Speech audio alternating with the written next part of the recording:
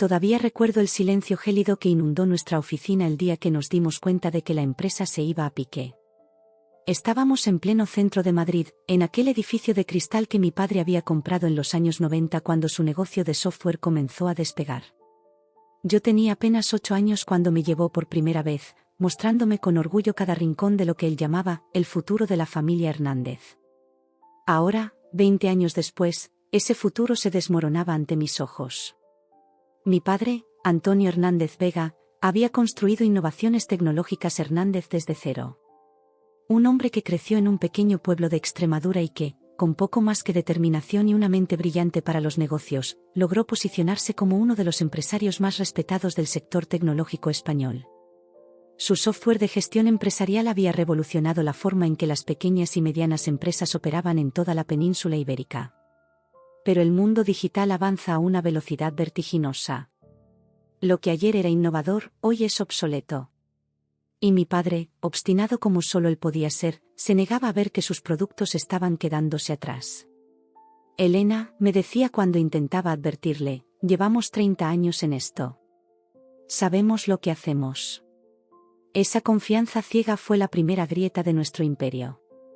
Las ventas empezaron a caer en picado. Los clientes antiguos no renovaban contratos. Las nuevas startups nos comían terreno con soluciones más ágiles, más intuitivas, más baratas. La expansión a Latinoamérica, en la que mi padre había invertido millones, resultó ser un fracaso estrepitoso por no adaptarse correctamente a los mercados locales.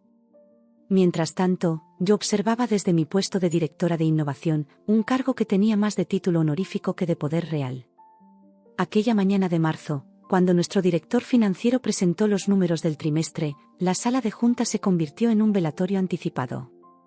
Estábamos en números rojos.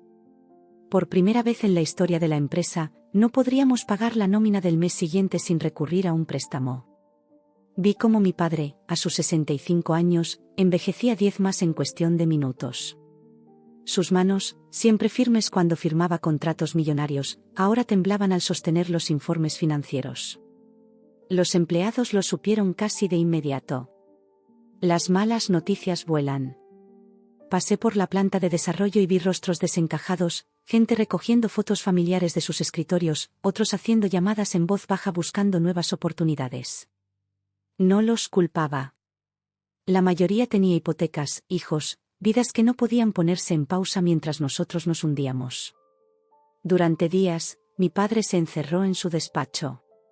Apenas salía, apenas comía.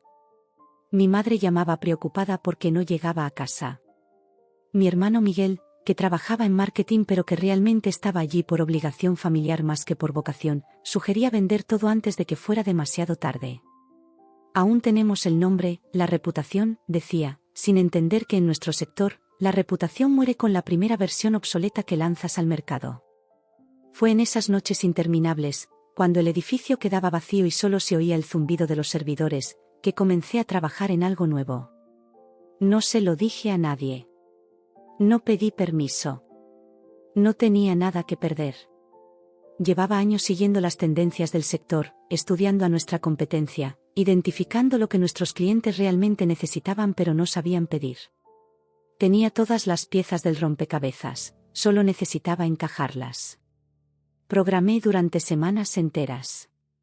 Dormía 4 horas, a veces en el sofá de mi oficina, otras veces no dormía en absoluto. Contraté en secreto a 2 programadores que habían sido despedidos recientemente, pagándoles con mis propios ahorros. Les hice firmar acuerdos de confidencialidad tan estrictos que prácticamente vendieron su silencio. Juntos, creamos algo que cambiaría no solo el rumbo de la empresa, sino mi propia vida, un software de gestión integral completamente nuevo, basado en inteligencia artificial, que aprendía de los patrones de cada negocio y se adaptaba a sus necesidades específicas. Lo llamé Fénix, por razones que luego resultarían proféticas. Cuando finalmente lo presenté a mi padre, su reacción inicial fue de escepticismo. ¿Me estás diciendo que has solucionado en 6 semanas lo que empresas con cientos de ingenieros llevan años intentando crear? No lo culpo por dudar. Pero la desesperación es una poderosa motivación, y accedió a probarlo con un cliente al borde de abandonarnos. Los resultados fueron inmediatos. El cliente no solo se quedó, sino que aumentó su inversión. Luego vino otro, y otro más. En menos de 3 meses, habíamos recuperado a la mitad de los clientes que habíamos perdido. En 6 meses, estábamos firmando contratos con empresas que antes ni siquiera nos contemplaban. El software funcionaba exactamente como había prometido, se adaptaba, aprendía, crecía con cada usuario. La empresa no solo sobrevivió, floreció. A los 9 meses, nuestros ingresos habían aumentado un 300%. Al año, estábamos valorados en más del doble que antes de la crisis. Las ofertas de compra comenzaron a llegar. Inversores que antes nos daban la espalda ahora hacían cola para participar en nuestra próxima ronda de financiación. Mi padre comenzó a sonreír de nuevo. La gente en la oficina caminaba con paso firme otra vez. Se contrataron nuevos talentos. La prensa económica hablaba del «Milagro Hernández», de cómo una empresa tradicional se había reinventado en el momento crítico. Algunos lo llamaron suerte. Otros, visión estratégica. Yo no buscaba reconocimiento público. Nunca me ha interesado ser la cara visible de nada.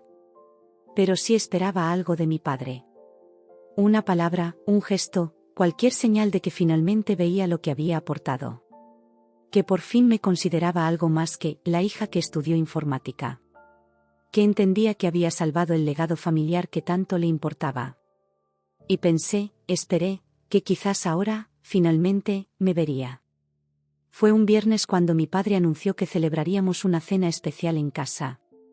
Tengo algo importante que comunicar, dijo con ese tono solemne que reservaba para los grandes momentos. Mi corazón se aceleró. Después de meses de trabajo incansable, de haber salvado literalmente la empresa familiar, pensé que por fin llegaría el reconocimiento. Quizás me nombraría directora ejecutiva, la posición que había demostrado merecer con creces. Nuestra casa familiar en La Moraleja, a las afueras de Madrid, siempre me había parecido excesiva.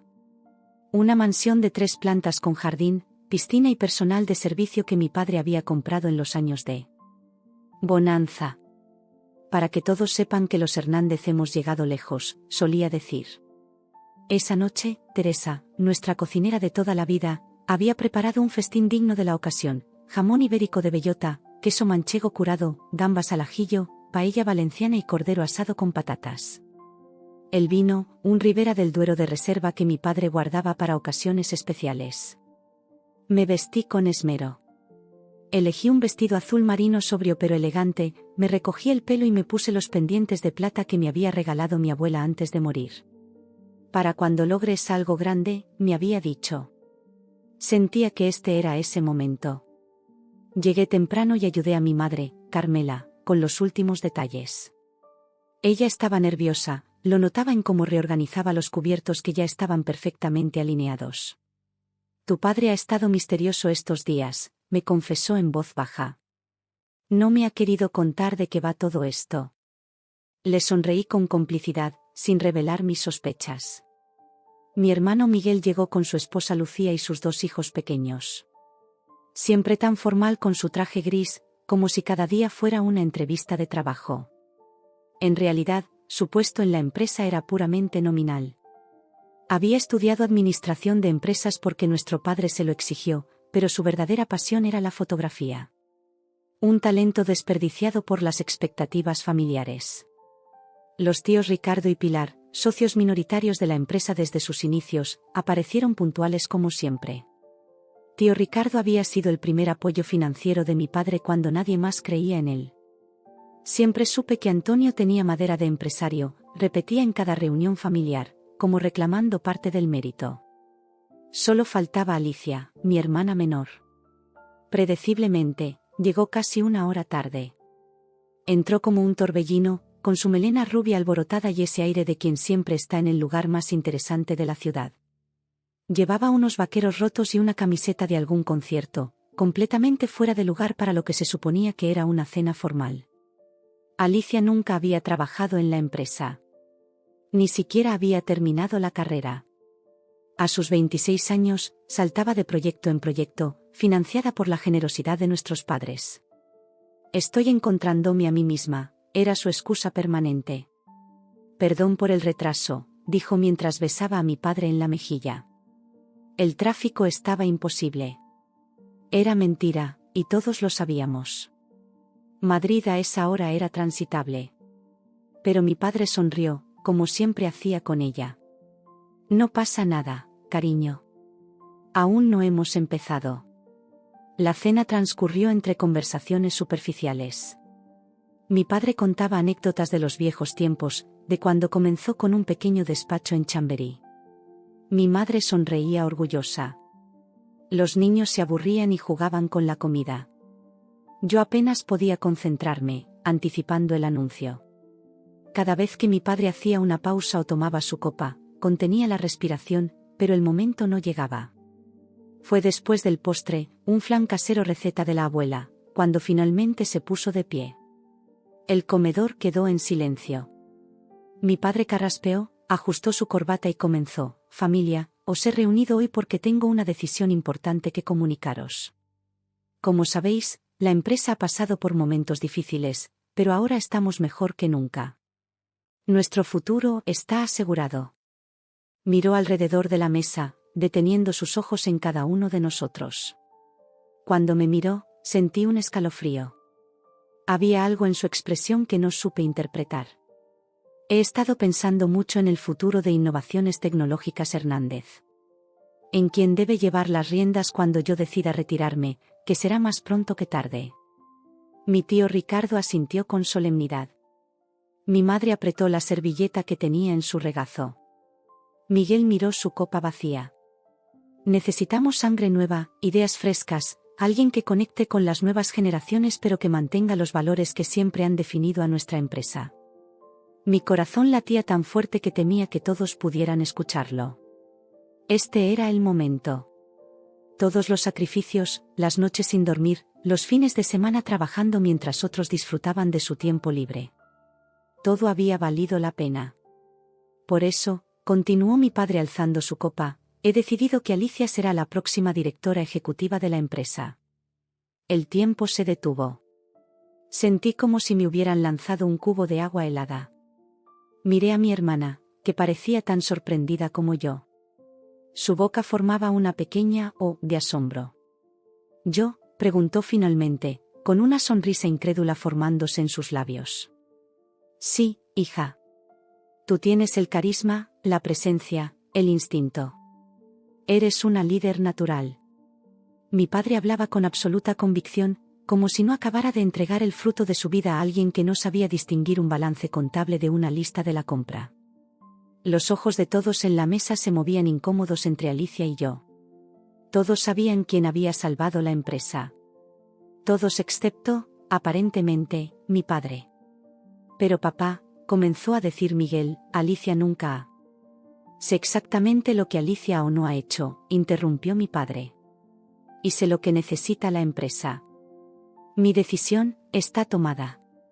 Se produjo un silencio tenso que mi madre, siempre pacificadora, intentó romper. Bueno, creo que esto merece un brindis, ¿no?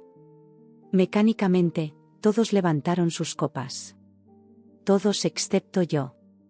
No podía moverme. Sentía que si intentaba levantar el brazo, me rompería en 1000 pedazos.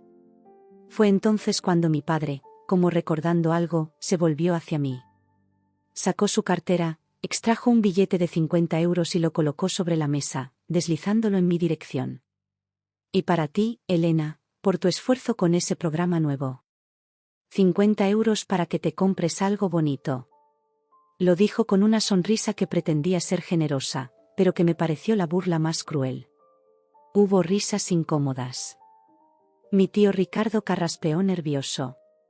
Alicia tuvo al menos la decencia de parecer avergonzada. Miré el billete sobre el mantel blanco. 50 euros. El precio de mi dedicación, de mi talento, de haber salvado el legado familiar. 50 euros por un software que había generado millones. No dije nada. No podía. Las palabras se habían evaporado. Sentí un nudo en la garganta, tan apretado que temía asfixiarme. Con una calma que no sentía, me levanté de la mesa. Mi plato estaba prácticamente intacto. Elena, ¿A dónde vas? Aún no hemos terminado, protestó mi padre. Lo miré por última vez, buscando en sus ojos algo que me dijera que esto era una broma cruel, que en realidad entendía mi valor. No encontré nada más que incomprensión. Yo sí he terminado, dije con voz queda. Y sin mirar atrás, sin despedirme de nadie, salí del comedor, atravesé el vestíbulo y abandoné aquella casa donde ya no me reconocía. La noche madrileña me recibió fresca, casi amable en comparación con el ambiente que dejaba atrás. Caminé sin rumbo por el barrio residencial, escuchando a lo lejos las risas y conversaciones que salían de otras casas, de otras familias. Me pregunté si en todas ellas habría alguien como yo, alguien invisible a pesar de sus esfuerzos. No, lloré. Las lágrimas hubieran sido un lujo, un desahogo que no merecía. Este dolor era algo que debía sentir plenamente, recordar con nitidez. Porque en ese preciso instante, con cada paso que me alejaba de la casa de mi infancia, estaba naciendo otra persona. Alguien que ya no esperaría validación ni reconocimiento. Alguien que tomaría lo que merecía sin pedir permiso. Cogí un taxi y di una dirección, mi apartamento en el barrio de Malasaña. Tenía trabajo que hacer. Planes que trazar. Un futuro que construir sobre las cenizas de esta traición. No dormí aquella noche. Mi apartamento en Malasaña, normalmente mi refugio del mundo corporativo, se convirtió en testigo silencioso de mi transformación. Las paredes color terracota que tanto me había costado pintar cuando me mudé parecían ahora observarme con compasión. Me senté en el pequeño balcón que daba a la calle Espíritu Santo, viendo cómo Madrid despertaba lentamente mientras la noche se diluía en un amanecer grisáceo. Las palabras de mi padre resonaban en mi cabeza. 50 euros para que te compres algo bonito. Como si fuera una niña. Como si todo lo que había hecho, todo lo que había construido, pudiera reducirse a un capricho materialista. El billete permanecía en el bolsillo de mi vestido, arrugado por el puño que había formado inconscientemente. A las 6 de la mañana, sin haber pegado ojo, me levanté del sillón donde había pasado la noche. Mis músculos protestaron. Me di una ducha larga, dejando que el agua caliente se llevara la tensión acumulada, aunque no el dolor. Me vestí metódicamente, pantalón negro, camisa blanca, americana sobria. Ropa de batalla. Hoy no era un día cualquiera. Mientras preparaba café en la pequeña cocina, sonó mi móvil. Era Miguel. Dudé, pero finalmente contesté. Elena, ¿estás bien? Nos preocupaste anoche. Su voz sonaba genuinamente preocupada. Estoy bien, respondí secamente. Lo de papá, no sé qué decir. Todos quedamos en shock. No tiene ningún sentido lo que hizo. ¿De verdad? Parece perfectamente consistente con cómo siempre me ha tratado. Hubo un silencio incómodo. Miguel y yo nunca habíamos sido especialmente cercanos, pero al menos compartíamos la experiencia de crecer bajo la sombra imponente de Antonio Hernández. ¿Qué vas a hacer?, preguntó finalmente. Ir a trabajar, por supuesto. Mantuve mi tono neutro, controlado. Papá está preocupado de que no vuelvas. Una risa amarga escapó de mi garganta. ¿Preocupado? ¿O asustado porque sin mí no puede mantener funcionando el software que salvó su empresa? Miguel no respondió inmediatamente. Mira, sé que tienes todo el derecho a estar enfadada. Lo que hizo fue imperdonable. Pero piénsatelo bien antes de tomar cualquier decisión drástica, ¿vale?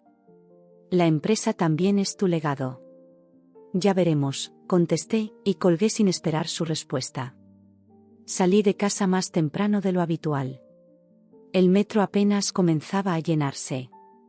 Un vagón semivacío me llevó desde Tribunal hasta Nuevos Ministerios. Normalmente aprovechaba ese trayecto para revisar emails o leer noticias del sector, pero hoy mi mente estaba demasiado ocupada trazando escenarios, evaluando opciones. Llegué a la oficina cuando aún estaba prácticamente vacía. Solo el personal de limpieza y algún que otro trabajador madrugador poblaban el edificio. Me gustaba ese momento del día. El silencio, la luz suave entrando por los ventanales, la sensación de tener todo el espacio para mí. Subí a la planta de desarrollo, donde tenía mi despacho, alejado intencionadamente del de mi padre en la planta ejecutiva. Mi ordenador cobró vida con un suave zumbido. Abrí el panel de administración del software Phoenix y contemplé las cifras: 76 empresas activas utilizándolo en tiempo real, transacciones fluyendo, datos siendo procesados, sistemas aprendiendo y adaptándose. Algo que yo había creado funcionaba ahora en automático, generando valor para una empresa que no me valoraba a mí. Fue entonces cuando una revelación me golpeó con la fuerza de lo inevitable: esta ya no era la empresa de mi padre. Sin mi software, sin mi visión, no serían nada. Una carcasa vacía, una marca del pasado. Yo había creado su futuro. Y si él no veía mi valor, otros lo harían. Tomé una decisión en ese instante. No iba a mendigar un lugar en una mesa donde solo me ofrecerían migajas. Iba a construir mi propia mesa. Mi propio imperio. Lo que Antonio Hernández no sabía, lo que nadie sabía, era que había sido extremadamente cautelosa al desarrollar Phoenix. La confianza siempre había sido frágil en nuestra familia, así que había tomado precauciones. Había creado una versión paralela del núcleo del software bajo otro nombre, alojada en servidores separados, protegida por redes que solo yo controlaba. Lo hice por precaución, nunca imaginando que realmente necesitaría usarla. Pero ahora, parecía que el destino me había puesto un arma en las manos. Con dedos que apenas temblaban, comencé a escribir un plan. No sería fácil. No sería rápido. Pero sería definitivo. El edificio comenzó a llenarse gradualmente. Escuché voces, saludos, el ruido familiar de una jornada laboral comenzando. A las 9 en punto, como todos los viernes, habría reunión de dirección. Mi padre, los jefes de departamento, mi tío Ricardo. Y ahora, supuestamente, Alicia. Me pregunté si aparecería con vaqueros rotos o si al menos tendría la decencia de vestirse apropiadamente para su nuevo cargo. Elena. La voz de Sofía, mi asistente, me sobresaltó. No la había oído entrar. Buenos días. Tienes varias llamadas pendientes y la reunión de dirección comienza en 20 minutos. Gracias, Sofía. Le sonreí, consciente de que ella no tenía culpa alguna de mi situación. ¿Podrías traerme otro café? Será un día largo. Cuando se fue, saqué mi teléfono personal, no el corporativo, y marqué un número que raramente usaba. 3 tonos, y una voz familiar contestó. ¿Elena? ¡Qué sorpresa! ¿A qué debo el honor? Era Javier Mendoza, antiguo compañero de universidad y ahora uno de los abogados especializados en propiedad intelectual más respetados de España. Javier, necesito tu ayuda. De manera discreta. ¿Podemos vernos hoy? Hubo una pausa, como si evaluara la seriedad de mi tono. Claro. ¿Te parece bien después de comer? Tengo hueco a las 4. Perfecto. Te envío la dirección. Y Javier, esto queda entre nosotros. Por supuesto. Confidencialidad absoluta, respondió con tono profesional. Colgué justo cuando Sofía volvía. Con mi café. Me entregó también una carpeta con algunos documentos que requerían mi firma. Asuntos rutinarios que ahora parecían triviales comparados con lo que planeaba.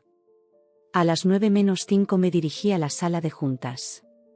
Pasé por varios despachos, saludando con normalidad, como si fuera un día más, como si la noche anterior no hubiera redefinido completamente mi existencia. Algunos me miraban con curiosidad. Las noticias vuelan en una empresa familiar. Seguramente ya todos sabían lo de Alicia. La sala de juntas, con sus vistas panorámicas de Madrid, estaba casi llena cuando entré. Mi padre presidía la mesa, como siempre. A su derecha, sorprendentemente, estaba Alicia. Llevaba un traje claramente nuevo y demasiado formal, como si hubiera intentado compensar su habitual despreocupación con un exceso de formalidad. Parecía incómoda, fuera de lugar. Nuestros ojos se encontraron brevemente. Vi culpa en los suyos, quizás incluso miedo. Aparté la mirada. Mi lugar habitual estaba ocupado por el director financiero, así que tomé un asiento al fondo de la mesa. Nadie comentó nada, pero sentí las miradas de todos alternando entre mi padre, Alicia y yo.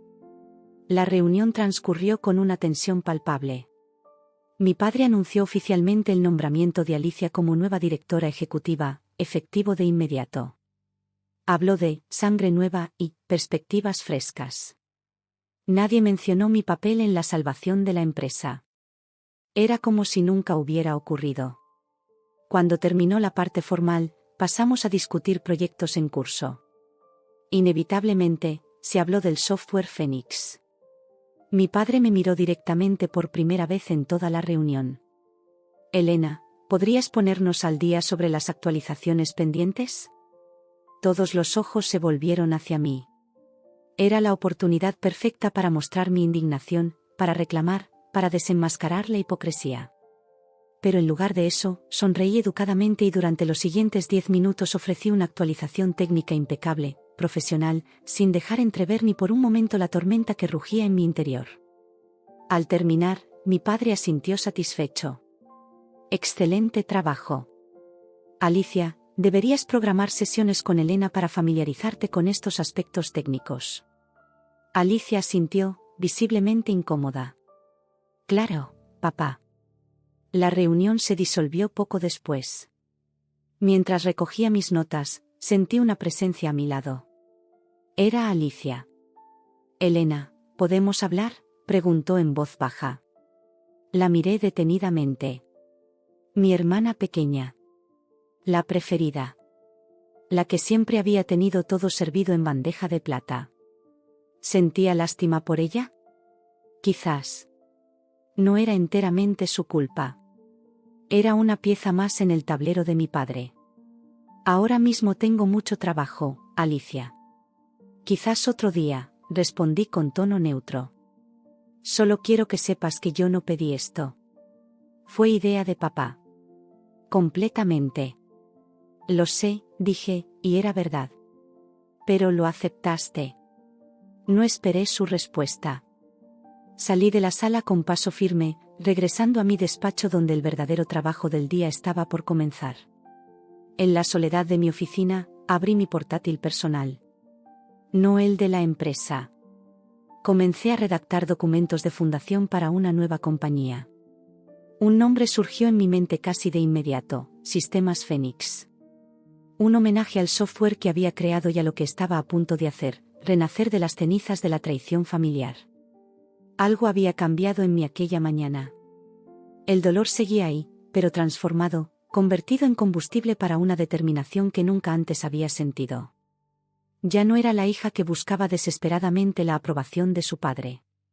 Era una fuerza de la naturaleza a punto de desatar una tormenta. Y mientras Madrid continuaba su rutina bajo un sol primaveral, en el piso 15 de aquel edificio de cristal, Elena Hernández dejaba de existir. En su lugar, nacía una mujer que tomaría lo que era suyo sin pedir permiso.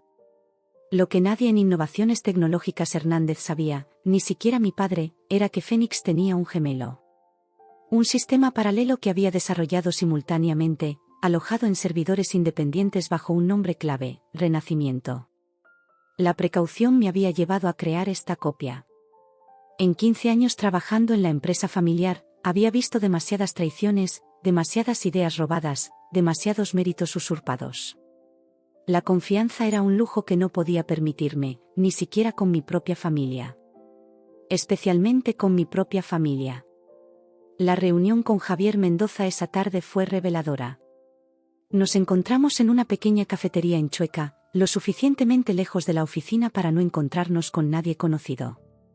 Javier había cambiado poco desde nuestros días en la universidad.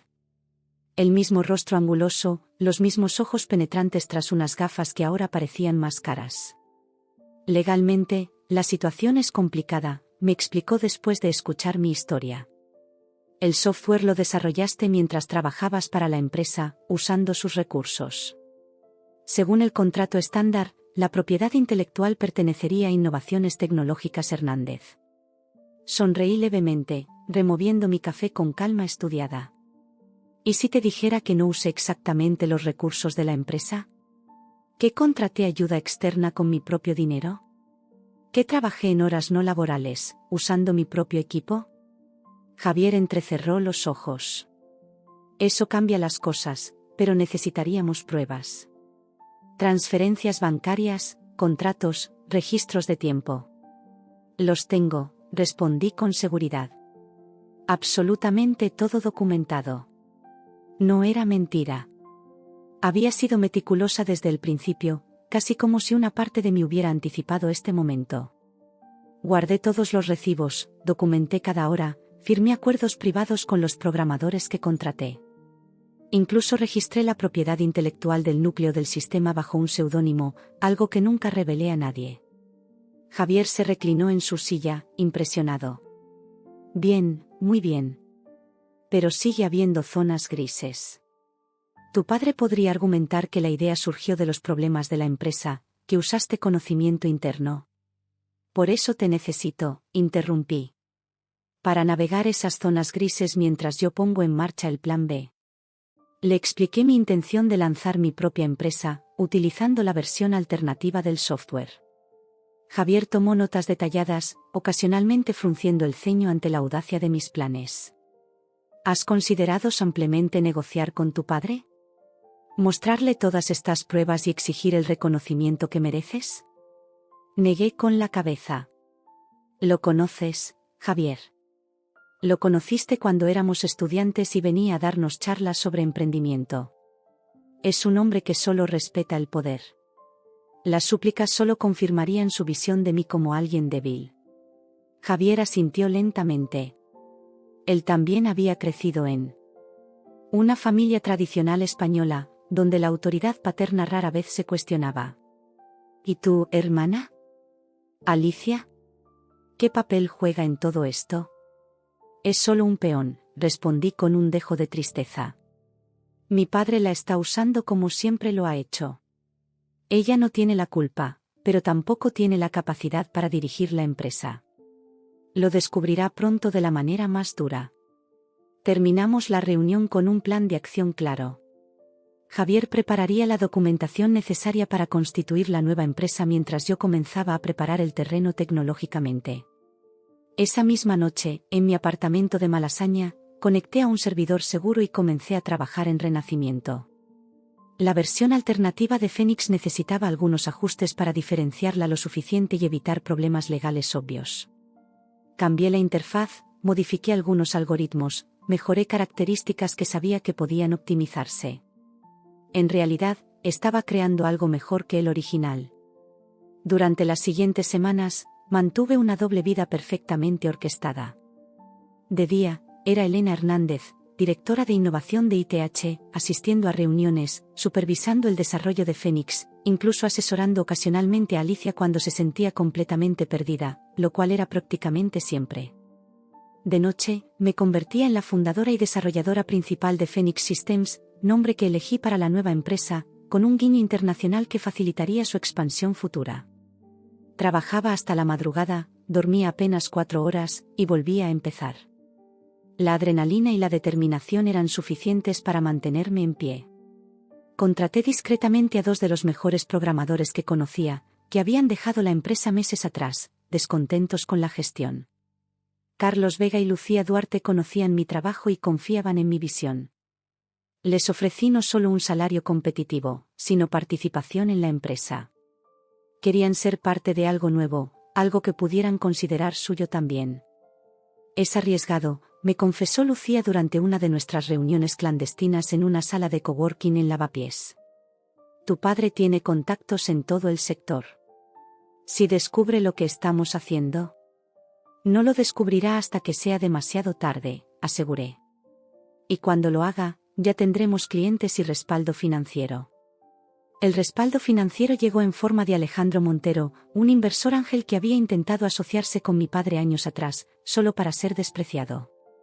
Alejandro vio en Phoenix Systems no solo una oportunidad de negocio prometedora, sino también una dulce venganza. Tu software es extraordinario, Elena, me dijo después de la demostración que preparamos. Pero lo que realmente me convence es tu determinación. He visto muchas startups con buenos productos, pero pocas con líderes tan comprometidos. Con su inversión inicial, pudimos acelerar el desarrollo y alquilar una pequeña oficina en el barrio tecnológico de Madrid. Nada ostentoso, solo lo necesario para operar profesionalmente. Mientras tanto, en ITH, comencé a ejecutar la parte más delicada del plan. Gradualmente, introduje pequeñas modificaciones en el código de Phoenix. Nada catastrófico, solo sutiles cambios que harían que el sistema funcionara ligeramente más lento, que algunas características avanzadas ocasionalmente fallaran, que la experiencia del usuario se deteriorara poco a poco. Están apareciendo algunos problemas técnicos, informé durante una reunión directiva. Probablemente sean consecuencias del rápido crecimiento. Necesitamos más recursos para estabilizar el sistema. Mi padre aprobó la contratación de más programadores, inconsciente de que los problemas no tenían nada que ver con el crecimiento. Alicia, completamente perdida en la jerga técnica, simplemente asentía, pretendiendo entender. Mientras tanto, bajo estrictos acuerdos de confidencialidad, comencé a contactar con algunos clientes clave de ITH. No todos, solo aquellos con quienes había desarrollado una relación personal a lo largo de los años. Les hablé en términos hipotéticos sobre una solución más avanzada que podría satisfacer necesidades que ni siquiera sabían que tenían. Santiago Ferrer, director de tecnología de una de las mayores cadenas hoteleras españolas y cliente importante de ITH, fue uno de los primeros en mostrar interés. Estamos satisfechos con Phoenix, me dijo durante una comida privada. Pero últimamente hemos notado cierta inestabilidad. Si lo que me describes es real, nos interesaría mucho probarlo. Es más que real, le aseguré. Es el futuro. Octubre llegó con la primera gran crisis en ITH. El sistema Phoenix sufrió una caída importante durante 40 minutos, afectando a varios clientes mayores. Mi padre me llamó a su despacho, furioso. ¿Qué demonios ha pasado?, exigió saber.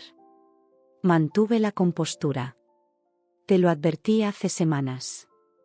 El sistema necesita una revisión completa.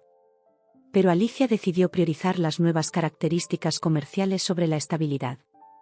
Era una media verdad. Alicia había insistido en añadir funcionalidades superficiales para impresionar a los clientes, ignorando mis advertencias sobre la necesidad de fortalecer la infraestructura. Lo que no sabía era que yo había asegurado que esas nuevas características fueran especialmente vulnerables. Arréglalo, ordenó mi padre. Haz lo que sea necesario. Lo intentaré, respondí con deliberada ambigüedad. Pero llevará tiempo. Y recursos. Salí de su despacho con la satisfacción de quien ve sus planes desarrollándose exactamente como había previsto. En mi bolsillo, el móvil vibró con un mensaje de Carlos, Phoenix 1.0 lista para lanzamiento. Pruebas finales completadas con éxito. Mi doble vida estaba a punto de converger en un único camino. El camino que yo había elegido. Ya no sería la hija ignorada, la mente brillante menospreciada. Sería la competencia. La amenaza. Y eventualmente, la vencedora. Esa noche, en mi apartamento, abrí una botella de Rioja que había estado guardando para una ocasión especial. Mientras el vino respiraba, revisé por última vez los documentos que firmaría al día siguiente, el nacimiento oficial de Phoenix Systems, SL. Miré por la ventana hacia Madrid iluminada. En algún lugar de La Moraleja, mi padre probablemente disfrutaba de una cena familiar, ajeno a la tormenta que estaba a punto de desatarse. ¿Sentía remordimientos? Un poco, quizás. Pero no por él, sino por los empleados inocentes que podrían verse afectados. Para ellos, había preparado un plan de reclutamiento. Los mejores talentos de ITH tendrían un lugar en Phoenix. El resto, bueno, el resto era simplemente negocios. Y los negocios, como mi padre siempre decía, no entienden de sentimentalismos. La presentación oficial de Phoenix Systems tuvo lugar en un evento tecnológico de renombre en Barcelona. Elegimos deliberadamente esta ciudad en lugar de Madrid para minimizar las posibilidades de encontrarnos con alguien de ITH. No anunciamos nada con antelación, simplemente aparecimos con un pequeño pero elegante stand y una demostración que dejaba sin aliento a quien la presenciaba. Nuestro software, ahora oficialmente llamado Renacimiento, captó la atención inmediata de la prensa especializada. La evolución natural de la gestión empresarial, tituló El Economista. Una revolución silenciosa en el mundo del software, escribió Expansión. Lucía, Carlos y yo concedimos entrevistas cuidadosamente preparadas, sin mencionar nunca ITH ni mi relación familiar. Me presenté simplemente como una desarrolladora con experiencia en el sector que había identificado un nicho desatendido. La noticia tardó exactamente 3 días en llegar a los oídos de mi padre. Me encontraba en las nuevas oficinas de Phoenix cuando recibí su llamada. Dudé unos segundos antes de contestar. «¿Esto es lo que has estado haciendo?», bramó sin saludar siquiera. Su voz resonaba con una mezcla de furia e incredulidad. «¿Traicionando a tu propia familia?». Mantuve la calma, algo que siempre le había enfurecido. «No, papá. Esto es lo que me obligaste a hacer cuando decidiste que mi contribución valía 50 euros. Ese software es propiedad de ITH», continuó. «Usaste nuestros recursos, nuestro conocimiento. Te sugiero que hables con tus abogados antes de hacer acusaciones», respondí fríamente. «Te aseguro que Phoenix Systems es completamente legítima, y Renacimiento es un producto original con su propia patente. ¿Crees que puedes competir conmigo?». Su tono ahora era casi burlón. «¿Conmigo? ¿Con todo lo que he construido?». «No, papá. No voy a competir contigo». Hice una pausa deliberada. «Voy a superarte». Y colgué. Las semanas siguientes fueron un torbellino. Phoenix Systems firmó sus primeros contratos importantes. Paradójicamente, los problemas crecientes de Phoenix en ITH nos allanaron el camino. Clientes frustrados buscaban alternativas, y allí estábamos nosotros, ofreciendo una solución superior con un servicio impecable. La guerra entre ambas empresas se volvió el tema de conversación del sector tecnológico español. Los foros especializados debatían las diferencias técnicas entre ambos sistemas. Los blogs analizaban el enfrentamiento como un caso de estudio de innovación versus tradición. Nadie conocía aún la conexión familiar, pero pronto se sabría. Fue un ex-empleado de ITH quien filtró la historia a un periodista de El Confidencial. La guerra de los Hernández, como una disputa familiar, está revolucionando el sector tecnológico español. El artículo relataba con detalles sorprendentemente precisos la historia de cómo había salvado ITH con mi software, solo para ser relegada mientras mi hermana menor era nombrada CEO. El escándalo explotó. Mi teléfono no dejaba de sonar con llamadas de periodistas, inversores y potenciales clientes intrigados por la historia. Rechacé hablar del tema en público, limitándome a declarar que Phoenix Systems debe ser juzgada por la calidad de sus productos, no por historias personales. En ITH, la situación se deterioraba rápidamente. Los problemas técnicos de Phoenix se multiplicaban, en parte por mis modificaciones secretas, en parte por la incompetencia de los nuevos programadores contratados apresuradamente para sustituir a quienes se habían unido a Phoenix. Alicia estaba completamente sobrepasada, incapaz de entender los aspectos técnicos o de tomar decisiones efectivas. Una mañana de noviembre, recibí una llamada inesperada de Miguel. «Elena, esto es un desastre», me dijo sin preámbulos. «Hemos perdido 3 clientes importantes esta semana. La gente está abandonando el barco. Hay rumores de despidos». Sentí una punzada de culpabilidad. Miguel nunca había sido mi enemigo. «Lo siento por los empleados», dije sinceramente. «Papá está destrozado», continuó. «Nunca le había visto así. Está envejeciendo 10 años cada día». «¿Qué esperas que haga, Miguel?», pregunté, genuinamente curiosa. Hubo un silencio. «No lo sé», admitió finalmente. «Supongo que solo quería que lo supieras». Después de colgar, me quedé contemplando el horizonte de Madrid desde mi nueva oficina. No sentía la satisfacción que había esperado. El éxito tenía un sabor agridulce. 2 semanas después, ITH anunció un ERE que afectaría al 30% de la plantilla. El mismo día, Phoenix Systems publicó una oferta de trabajo dirigida específicamente a empleados afectados por recortes en el sector. No mencionábamos a ITH directamente, pero el mensaje era claro. Recibimos más de 100 solicitudes en las primeras 24 horas. Entre ellas, encontré un nombre que me dejó helada: Sofía Martínez, mi antigua asistente. En su carta de motivación escribió: «Siempre supe que usted era el verdadero talento detrás de ITH. Sería un honor poder seguir aprendiendo a su lado». La contraté inmediatamente. A mediados de diciembre, cuando Madrid se engalanaba con luces navideñas, recibí otra llamada de mi padre. Esta vez, su tono era diferente. Apagado, derrotado. «Necesitamos hablar», dijo simplemente. «En persona». Acordamos vernos en un restaurante discreto cerca de la Plaza Mayor. Cuando llegué, casi no reconocí al hombre sentado en la esquina más alejada. Mi padre había perdido peso, su pelo parecía más blanco, y las arrugas se habían profundizado en su rostro. «Estamos al borde de la quiebra», anunció sin rodeos después de que nos sirvieran el vino. «Fénix se está fallando constantemente. Hemos perdido el 40% de los clientes. La junta directiva está considerando vender la empresa». Lo miré en silencio, esperando que continuara. «Necesito tu ayuda, Elena. Necesito que vuelvas». Una risa incrédula escapó de mis labios. ¿Volver? ¿Cómo qué? ¿La hija obediente que acepta migajas? Como CEO, respondió, sorprendiéndome. Alicia ha dimitido. No puede más con la presión. Tomé un sorbo de vino, dándome tiempo para procesar sus palabras. ¿Y tú? ¿Qué papel tendrías tú? Me retiraría. Completamente. La empresa sería tuya para dirigirla como consideres apropiado. 5 meses atrás, esta oferta habría sido todo lo que deseaba. Ahora, sonaba vacía. Lo siento, papá, pero ya tengo mi propia empresa.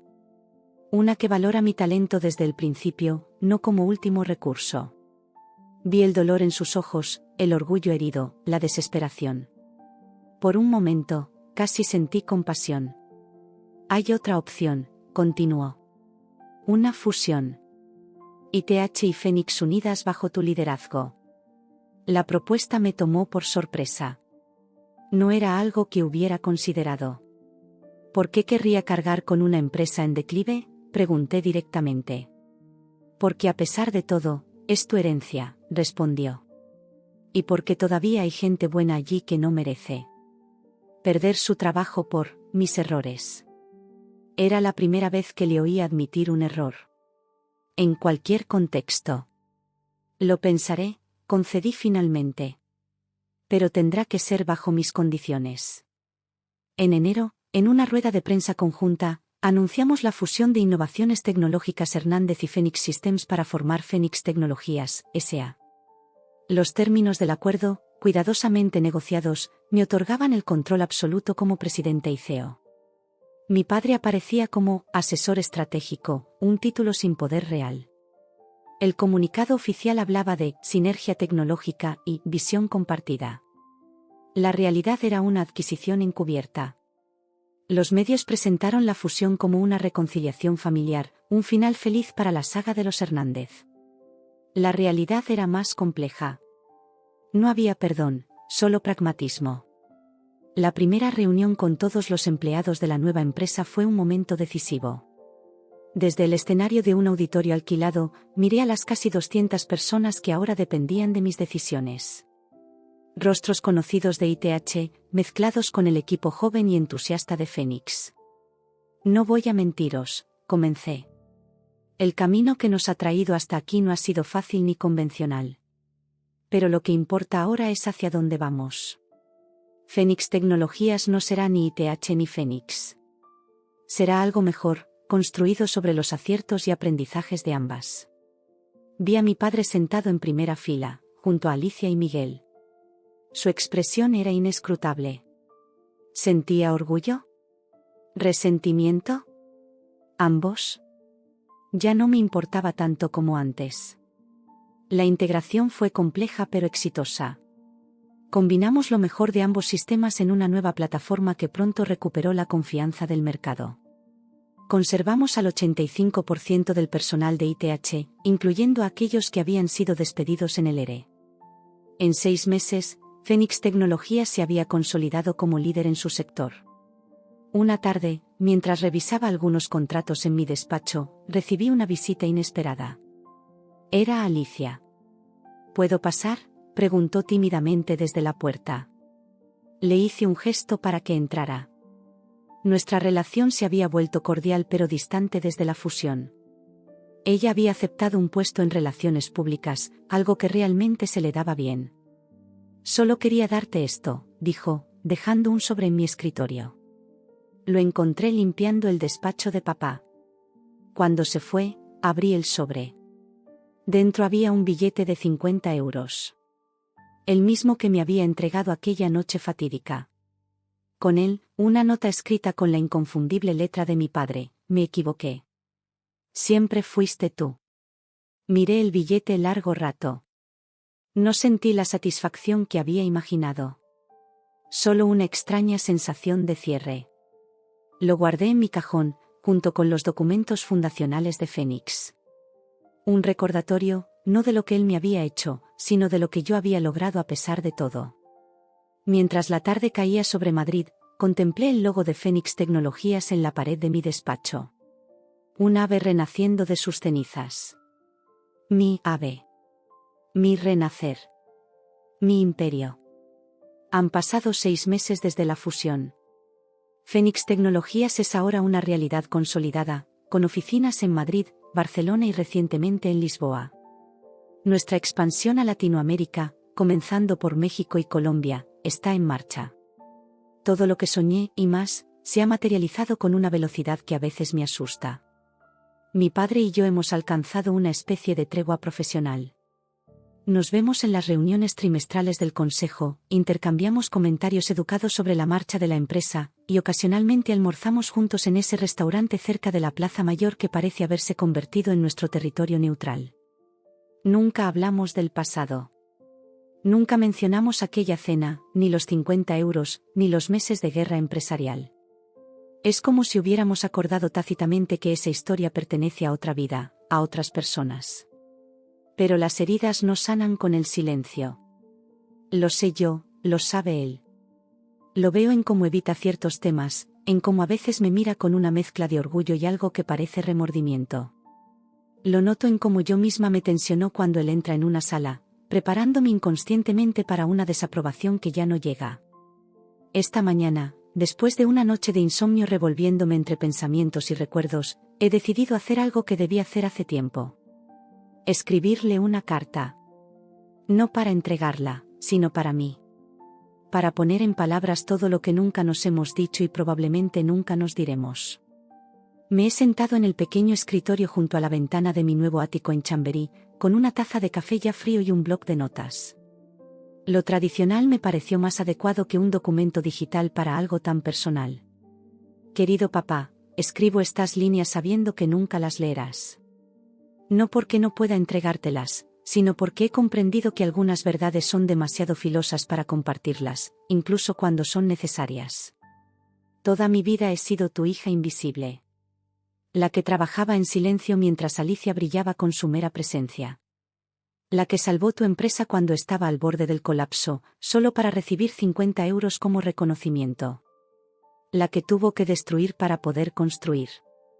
La que tuvo que irse para poder volver. A veces me pregunto si alguna vez me viste realmente. Si alguna vez entendiste quién era yo, qué podía ofrecer. Si las expectativas que depositaste en mí eran tan bajas que cualquier logro parecía insuficiente a tus ojos. O si, por el contrario, eran tan altas que te asustaba reconocerlas, por temor a que te superara. Durante años creí que el problema era yo. Que no era lo suficientemente carismática, o extrovertida, o complaciente. Que si trabajaba más duro, si me esforzaba más, si conseguía resultados más impresionantes, finalmente obtendría tu aprobación. Ahora entiendo que estaba persiguiendo un horizonte que se alejaba con cada paso que daba hacia él. La noche que me entregaste esos 50 euros, algo se rompió en mí. No fue solo orgullo herido. Fue la constatación de que nunca sería suficiente.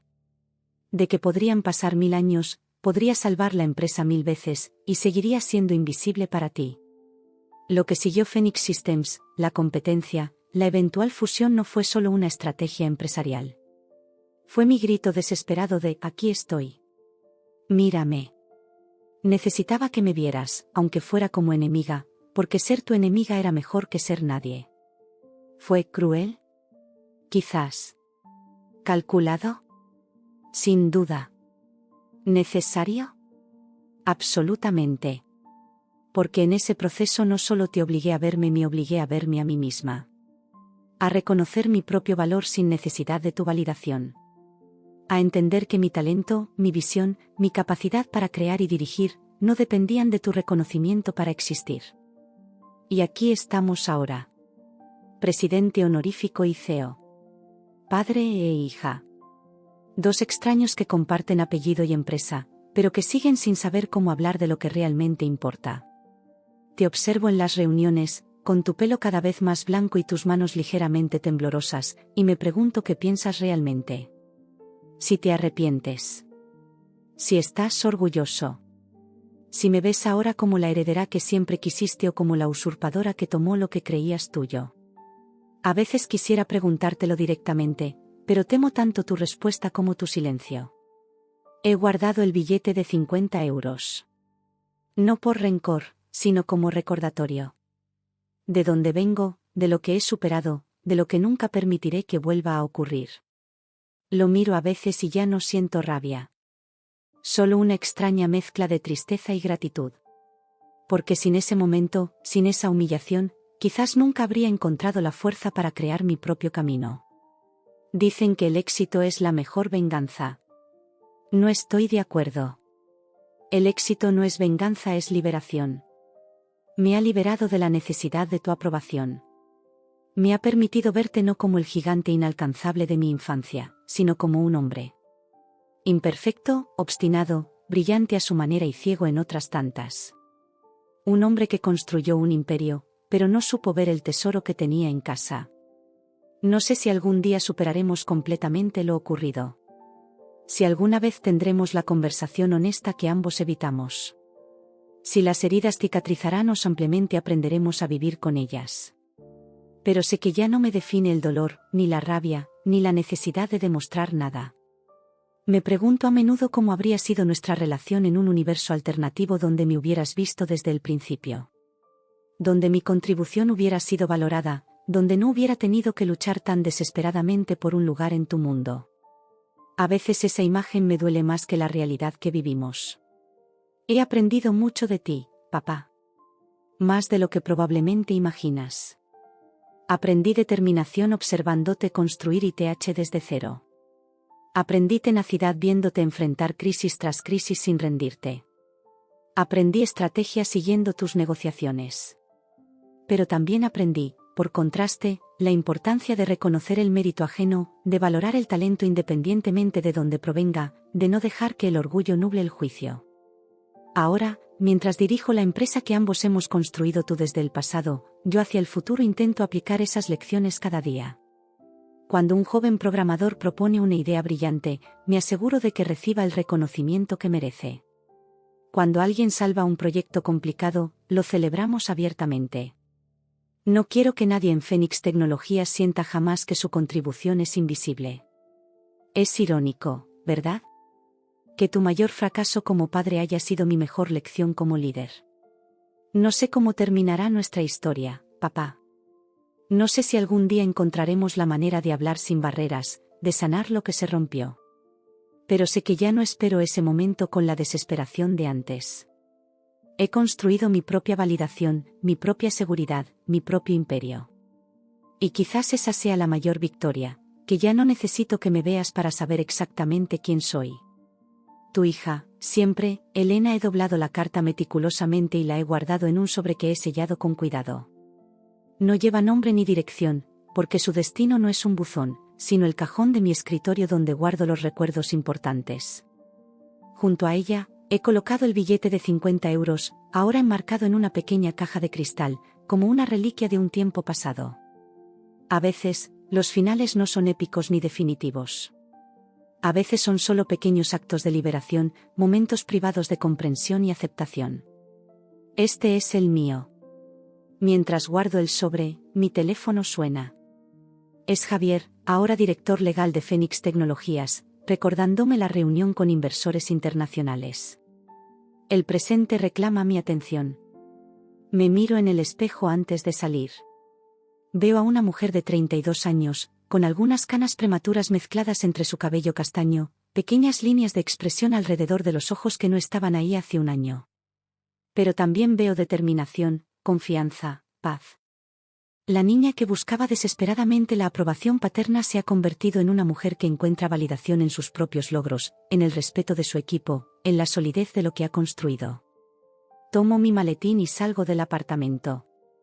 El Madrid primaveral me recibe con su luz característica, esa claridad única que siempre me ha parecido un recordatorio de que, incluso en los días más oscuros, siempre hay un mañana por construir. Mientras camino hacia la oficina, pienso en los contrastes de la vida. En cómo a veces debemos perder algo para encontrarnos a nosotros mismos.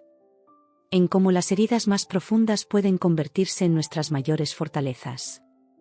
En cómo, a veces, el rechazo es solo el primer paso de un viaje que nos lleva exactamente donde necesitábamos estar.